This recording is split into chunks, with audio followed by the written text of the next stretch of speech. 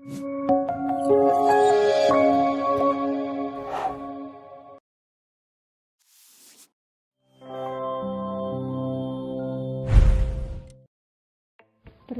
hidup bersih dan sehat atau PHBS di sekolah. Apa itu PHBS di sekolah?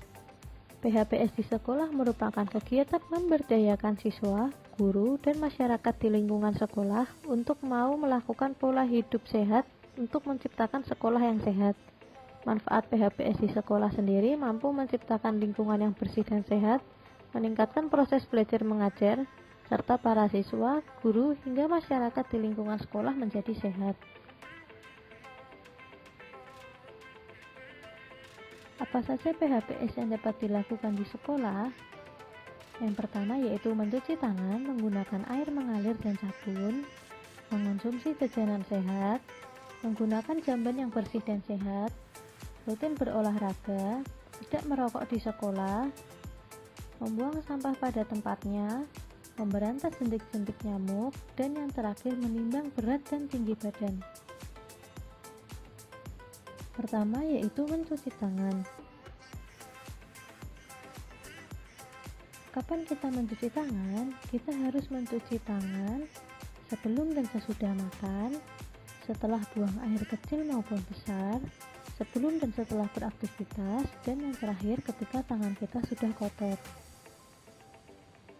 Bagaimana cara mencuci tangan? Yang pertama, tuang sabun pada telapak tangan, kemudian gosok kedua telapak tangan secara lembut dengan arah memutar. Kemudian, gosok kedua punggung tangan secara bergantian, gosok sela-sela jari hingga bersih, bersihkan ujung jari secara bergantian dengan posisi saling mengunci, gosok dan putar ke ibu jari secara bergantian, serta letakkan ujung jari ke telapak tangan, kemudian gosok perlahan. Berikut adalah video cara mencuci tangan dengan baik dan benar. Langkah pertama, basahi kedua tangan menggunakan air bersih dan mengalir. Gunakan sabun secukupnya. Kemudian gosok telapak tangan. Setelah itu, gosok punggung tangan dan sela-sela jari secara bergantian. Kemudian gosok telapak tangan dan sela-sela jari secara bergantian. Kemudian gosok punggung jari menggunakan telapak tangan dengan posisi mengunci. Genggam dan gosok ibu jari dengan posisi memutar secara bergantian. Gosok ujung jari ke telapak tangan secara bergantian. Kemudian bilas tangan menggunakan air yang mengalir.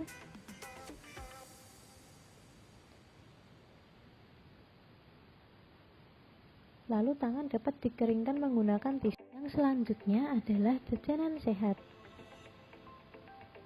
Ciri-ciri jajanan sehat yang pertama, bebas dari lalat, semut, kecoa, dan binatang lain yang dapat membawa kuman penyakit. Bebas dari kotoran dan debu, disajikan menggunakan alas yang bersih dan sudah dicuci terlebih dahulu menggunakan air bersih.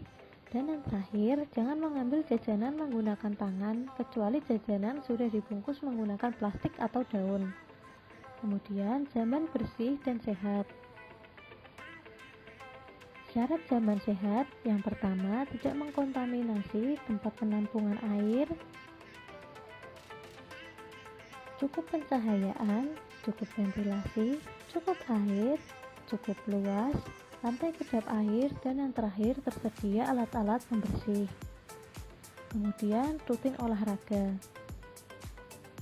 Apabila kita rutin melakukan olahraga, maka badan kita menjadi bugar dan sistem kekebalan tubuh kita akan meningkat. Kemudian tidak merokok.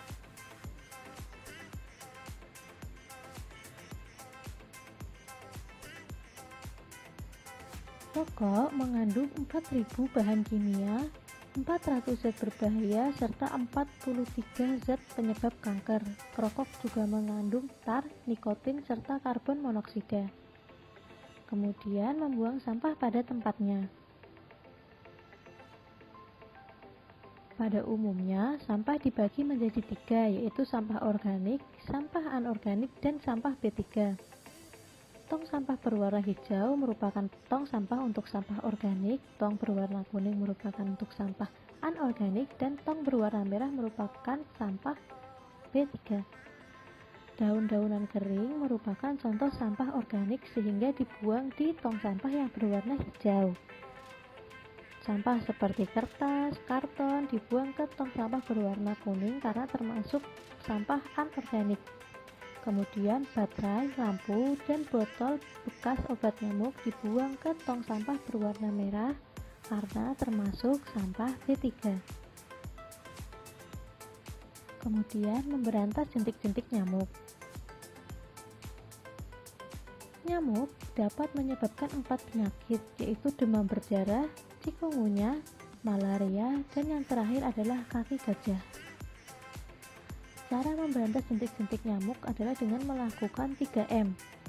M yang pertama adalah menguras tempat penampungan air, kemudian menutup tempat-tempat penampungan air, dan mengubur barang-barang bekas. Yang terakhir adalah menimbang berat badan dan tinggi badan. Menimbang berat dan tinggi badan sebaiknya dilakukan 6 bulan sekali. Pengukuran berat dan tinggi badan bertujuan untuk mengetahui pertumbuhan dan perkembangan anak serta mengetahui status gizi anak.